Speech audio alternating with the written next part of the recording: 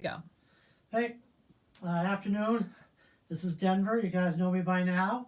And this is Beth Mendelsohn. She's our new biologist working with us, who's done her master's work on population genetics of great gray owls. And she'll take care of those questions for the most part. And we're here to try to answer some questions for you. So Liv's going to read them to us, and hopefully we can answer them. Yeah.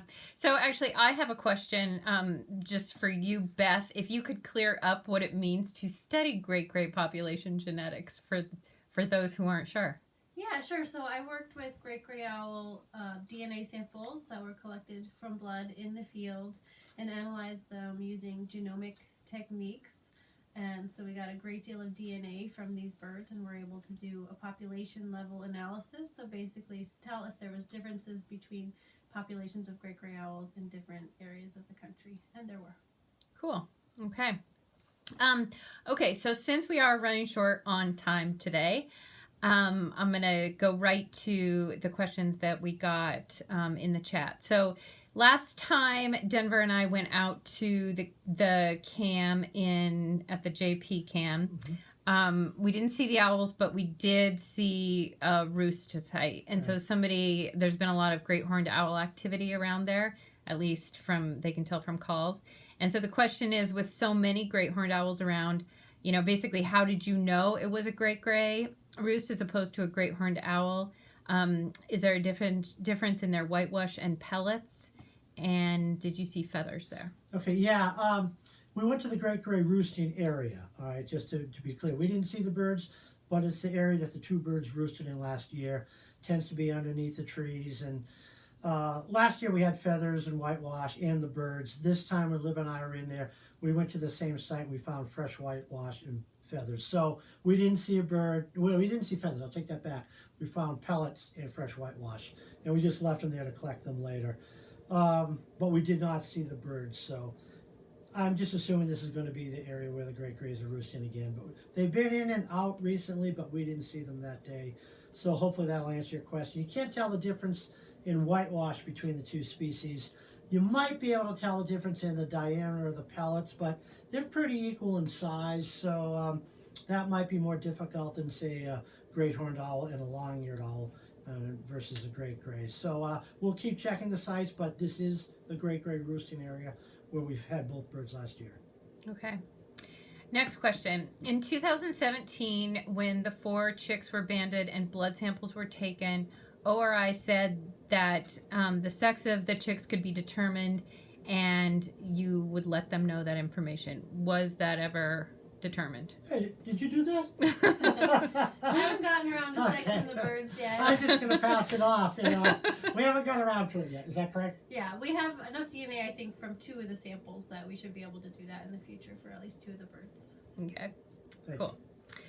All right, let's see. Have you talked with anyone around the nest so far this season, and have they seen great grays hunting? Which nest? Well, either one of them. They haven't seen them hunting. We've been going out there. I went out the other day after the snowstorm because we very often see them hunting this field after the snowstorm. At the JP nest. At the JP nest, and I didn't see them. And I've been out a couple times after snows and I haven't seen them. Mm-hmm. But they've been recorded on camera. They're in the area, and that's where Lib and I went the other day. So we haven't seen them. Mm-hmm. And what about the EF nest? Nothing there. It was checked recently. Some activity there. The people who live in that area, and they haven't seen them. Okay. Have you analyzed any of the pellets you found? Did you analyze the pellets last year, great grays? Last year? Yeah. No. Oh, okay.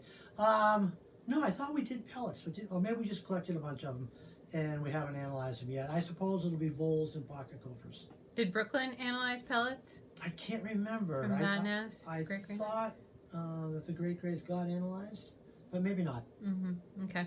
And those would have been last year's pellets, not this year's. Okay. How much does the amount of snow affect vole populations? Oh, gosh. Probably good and bad. It depends. If you have a lot of snow, they become subnivean is what the word we use. So they live at the snow interface, and as the snow melts back, there's a little space between the snow and the ground surface where there's a lot going on there, actually a lot of life. So if you got a good amount of snow, then they can breed underground, and it's good. But if you have shallow snow or you have freezing and thawing, and it makes it more difficult, and sometimes vole populations will decrease. So we don't know yet. We'll see what happens. Okay. Is ORI allowed by law to cordon off or post warnings around an owl nest similar to what some of the eagle cams do? And it says that they have shown the viewers the signs and ropes that keep folks out of a certain area, keep the nest safe. So can ORI do that, or do you ever do that? You know, we've thought about it with the snowy owls, because there's so much disturbance to the snowy owls up on the breeding grounds in Alaska. So we thought about trying to do that, but then we were afraid we would bring attention to nests as well. So we're just unsure. But the snowy owls are disturbed so much by so many people on the tundra, whether it's bird watchers, photographers, researchers, etc. But we haven't done it yet. As far as the great grays and the horned owls go, we just try to keep it quiet. We don't let anyone know where they're nesting, and that works best most of the time. Okay. Where is the southernmost great gray that you know of in the U.S.? The southernmost great grays that are breeding are located in the Sierra Nevada mountain range of California around Yosemite National Park, and there is a pretty distinctive population there that's not interbreeding with any of the other great grays in North America. I think there's a breeding or a non-breeding record in Utah. Maybe would be the farthest south of non-breeding great grays. Okay. So have you reviewed the footage of the great gray nest in 2017 that Explore has, which you've started on at least? How's that project going? Yeah, we've started on that footage. There's thousands of hours, obviously, of footage, and so we've managed to get some eager volunteers, which is going to help fast track that project a little bit.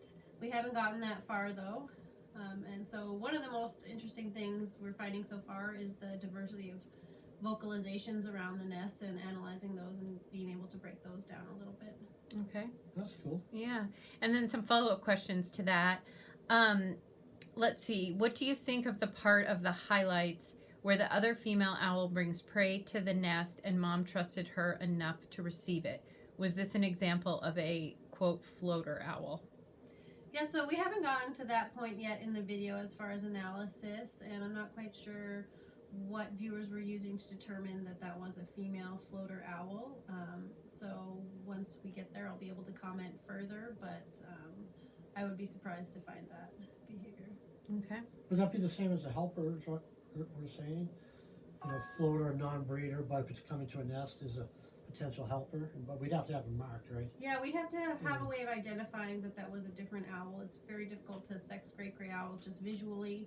Unless the owl's on a nest or delivering food to a nest, we would assume it would be a male, or if there's a pair of owls and they're perched together, you could tell that one was larger than the other, or if you could tell based on the molt and the plumage pattern that maybe that great gray owl was a juvenile, that would tell you that it was a different owl. Okay. All right. So that is actually it for the questions. Is there anything else that either of you want to add about any of the cams, or specifically the great gray cams or season? Well, the season's upon us now. Volume down. You know, we're starting. The horned owl should be on the nest probably in the next week or so, and hopefully we'll get a cam of that nest. And great grays are hooting already, I guess, unless they ever stop, I wonder sometimes. And then the rest of the birds will be starting up pretty soon here. It's mid-February in Montana, so it's spring. Yeah. Okay. All right. Well, thank you guys, and thank you viewers, and we'll be back in touch soon. Thank you. Okay. Bye-bye.